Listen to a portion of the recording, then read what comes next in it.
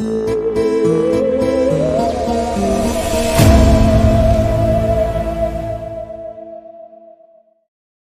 का समय था। गांव की संकरी सड़कें सुनसान थीं और हवा में एक अजीब सी ठंडक रेंग रही थी। रिक्शा वाला आशीष थका हुआ अपने घर की तरफ जा रहा था। आज की रूट बहुत लंबी थी, बस चलो, घर पहुंचकर आराम करूंगा। तभी रास्ते के किनारे एक खूबसूरत औरत साड़ी पहने खड़ी दिखी। उसकी चाल, उसकी आंखों की चमक कुछ अलग सी थी। पर आशीष ने सोचा, यह बस एक औरत है। भैया, मुझे आगे तक छोड़ देंगे? हाँ मैडम, कहाँ जाना है आपको? बस यहीं, थोड़ी दूर। आशीष ने उसे अंदर बिठा लिया और रिक्शा आगे बढ़ा। अंदर की चुप्पी और उसकी साड़ी की सरसराहट कहीं गहरी लग रही थी। लगता है कुछ ठीक नहीं है। आकाश पर बादल घिरे थे और चाँद अपनी किरणें छुपा रहा था। रिक्शे की पहियों की टकटक किसी पुरानी दस्तक की तरह लग रही थी। चलते चलते आशीष की रूह पर ठंड का एहसास और गहरा हुआ। मैडम, आपका नाम क्या है? नाम की क्या जरूरत है भैया, बस मुझे यहीं उतार दीजिए। गाड़ी कुछ ही कदमों के बाद रुक गई और औरत नीचे उतर गई।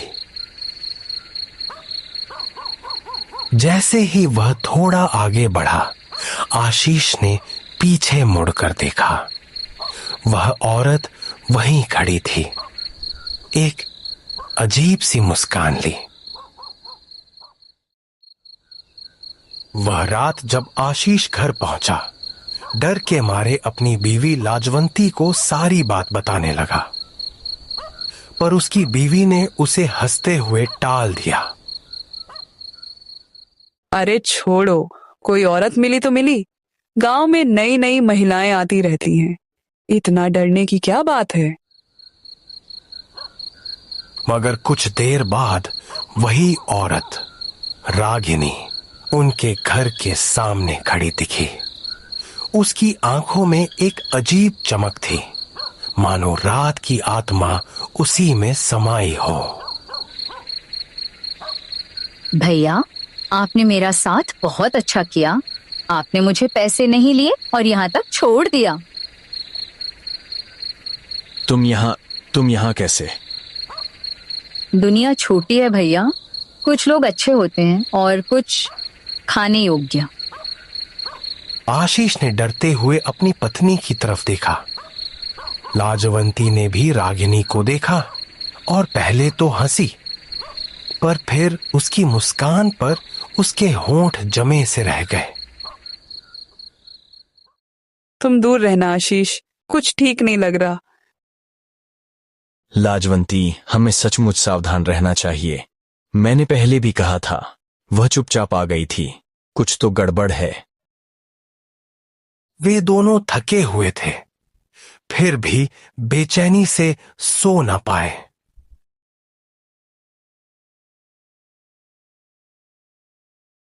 अगली सुबह गांव के सरदार मंगल सिंह ठाकुर के घर से खून से सना हुआ दृश्य सामने आया। खबर फैलते ही गांव में हड़कंप मच गया। यह कैसे हो सकता है? मंगल सिंह जैसे आदमी को किसने मारा? मैं कह रहा था, वह औरत, मुझे शक था, पर किसी ने मेरी बात नहीं मानी। गांव की चौपाल पर लोग इकट्ठा हुए। कोई रो रहा था, कोई शोक मना रहा था और कुछ लोग भय से सन्न थे। आशीष ने अपनी बात बताने की कोशिश की, पर लोगों ने उसे ताने दिए। अरे भैया, तुमको क्या हो गया? ऐसी बातों पर ध्यान मत देना। पर आशीष के दिल में डर बैठ चुका था। उसका दोस्त विक्रांत भी वहीं था। वह हमेशा उससे मजाक उड़ाया करता था, पर आज वह भी इस मौत की खबर से विचलित था। चलो हैं, अगर सच है तो साथ देंगे। इस तरह कोई और मरना नहीं चाहिए। रात ढलते ही विक्रांत का कदम उस औरत के घर की तरफ बढ़ा। आशीष ने भीतर एक असहाय सी चिंता महसूस की। विक्रांत, वापस आओ, वो खतरनाक है। परेशान मत हो, कुछ नहीं होगा, मैं अभी जाकर आता हूं। पर जब विक्रांत उस घर के पास पहुंचा तो रागिनी उसकी प्रतीक्षा कर रही थी, जैसे किसी शिकार का इंतजार कर रही हो।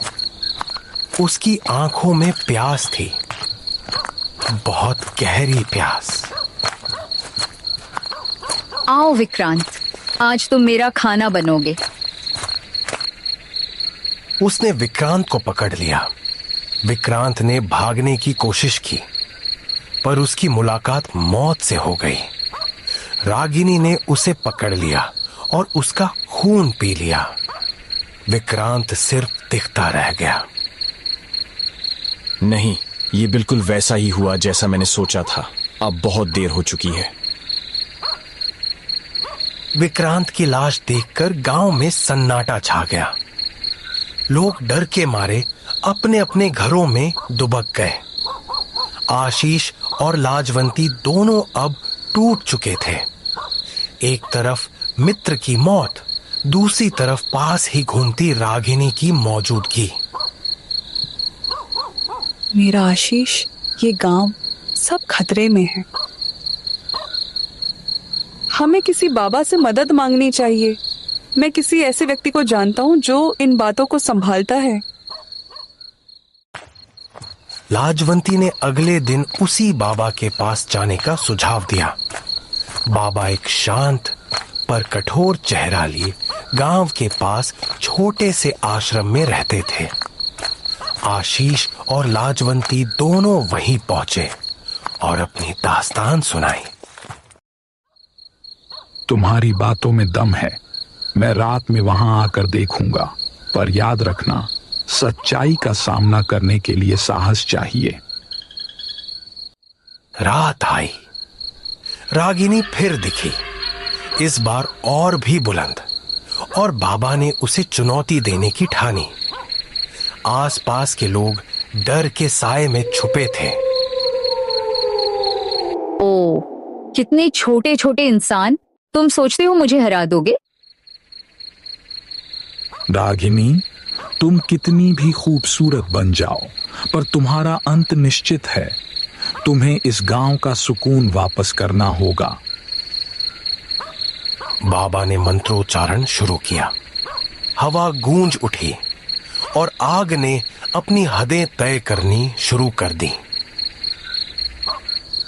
तुम्हारी चाल धीमी है बूढ़े, पर तुमको जल्दी ही पता चल जाएगा कि मैं मरती नहीं। जो जीव आत्मा को हराता है उसे आग ही सजा दे सकती है। जा और शांति पा। रागिनी ने आखिरी बार अपना मुंह खोला। उसकी आवाज में अब सिर्फ नफरत बची थी। बाबा ने उसे आग में धकेला। एक चीख हवा में घुल गई और फिर आग ने उसे अपनी बाहों में समेट लिया। तुम लोगों को यह खुशी जिंदगी भर नहीं रहेगी। मैं लौट कर आऊंगी, मुझे मारने वाला कोई नहीं। जो बार बार वापसी करता है उसे हर बार और कमजोर होना चाहिए। तुम इस गांव से बाहर चली जाओ और शांति दो। रागिनी की चीख हवा में विलीन हो गई। आग की लपटों में वह आकार खोती चली गई। पर क्या वह सचमुच मर गई? गांव में राहत की लहर दौड़ गई। लोग बाबा की दी हुई सुरक्षा के लिए आशीष और लाजवंती का धन्यवाद करने लगे। बाबा ने गांव को बचाया, अब हम चैन से सो सकेंगे। पर रात की खामोशी के बीच किसी की आंखों में डर अब भी था। आशीष ने अपने दोस्त और सरदार की मौत पर पछतावा महसूस किया। वह जानता था कि उसका डर सच था, पर उसके शब्दों को न सुना गया। मैं उनसे माफी मांगता हूं। अगर मैंने कुछ ज्यादा किया होता तो शायद ये सब नहीं होता। तुम जो कर सकते थे तुमने किया। अब सब कुछ खत्म हो गया है। चलो वापस सामान्य जीवन की ओर बढ़ते हैं। गांव ने धीरे धीरे अपने कामकाज में लौटना शुरू किया। बच्चे फिर से खेल में मशगूल हुए और खेतों की हलचल भी अपनी रफ्तार पर लौट आई। पर आशीष और लाजवंती को रातों की चीखें हमेशा सताती रही। समय बीतता गया, पर रागिनी की छवि उन लोगों की यादों में उभरती रही। कभी कभी लोगों ने गांव के किनारे देखा, जहां आग ने रागिनी को खा लिया था। वहीं पर कुछ काली राख बची हुई थी और कभी कभी कुछ अधूरी लकीरें जो किसी अतीत की गवाही दे रही थी। हमें सचमुच सतर्क रहना चाहिए था। गांव के लोगों को आगे और सतर्क रहना चाहिए। अगर किसी ने अपने कर्तव्यों का पालन किया होता तो कितनी जान बच सकती थी। पर बाबा ने गांव को समझाया, हर अंधकार के लिए हर सुबह का उजाला होना जरूरी है। उन्होंने बताया कि डर को समझना और उससे लड़ना ही इंसानियत की पहचान है। डर का अर्थ केवल यह नहीं कि तुम भागो। डर का अर्थ यह है कि तुम समझो कि किस चीज का सामना करना है, और जब समझोगे तब सही कदम उठा पाओगे। लोगों ने मिलकर कुछ नियम बनाए। रात में अनजान लोगों को घर में रास्ता न देना और किसी भी अजीब घटना को तुरंत साझा करना। पर सबसे जरूरी सबक यह था कि किसी के कहानी को हल्के में नहीं लेना चाहिए, क्योंकि कभी कभी सच वही होता है जो किसी अकेले ने देखा हो। महीनों बाद भी आशीष और लाजवंती अपनी रोजमर्रा की जिंदगी जीने लगे, पर उन रातों की झलकियां उनकी नींद में आती रही। गांव के लोगों ने अपना सामान्य जीवन फिर से पकड़ लिया, मगर रागिनी की कहानी एक चेतावनी बनकर गांव के हर बुजुर्ग की जुबान पर चलती रही। एक किस्सा जो रातों की खामोशी में आने वाली परछाइयों के बारे में बताता था। एक शाम जब पवन हल्की चल रही थी और खेतों से हवा में खुशबू आ रही थी, आशीष अपनी पत्नी लाजवंती के साथ घर की देहरी पर बैठा।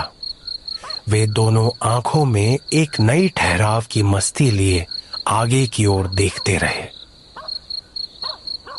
अब लगता है कुछ बेहतर है, पर कभी कभी मुझे डर लगता है, क्या सच में वहां गई है? हम नहीं जानते, पर हमने वो सब किया जो करना चाहिए था। अब हमारे पास एक दूसरे का साथ है और गांव की सुरक्षा के लिए लोग तैयार हैं। ये सबसे बड़ी बात है। रात सुनसान थी, पर घरों की खिड़कियों से कच्ची लौ झिलमिला रही थी। जीवन ने फिर से अपने पैरों पर खड़े होने का संकल्प लिया था। पर उसी रात आकाश की ओर एक धीमी सी हवा चली, आधी सुनसान, आधी फुसफुसाहट, मानो कोई दूर की साज गूंज रही हो। मैं फिर से लौटूंगी, मैं मरी नहीं हूं। हवा के साथ यह शब्द गूंज गए। आशीष और लाजवंती ने एक दूसरे को डर भरी नजर से देखा। गांव ने कभी कभी अंधेरे की परछाइयों को देखा, पर उसने अपने दिल में एक निश्चय बना लिया था, डर के सामने हिम्मत से खड़े रहना। और इस संकल्प के साथ गांव ने अपना चेहरा फिर से विद्यमान उजाले की ओर कर लिया। पर रातें अब भी कुछ कहानियां लिए रहती थीं। कहानी उन आवाजों की जो अंधेरे में गूंजती थी और सिखाती थी कि इंसानियत की रक्षा के लिए जागते रहना ही सबसे बड़ा धर्म है।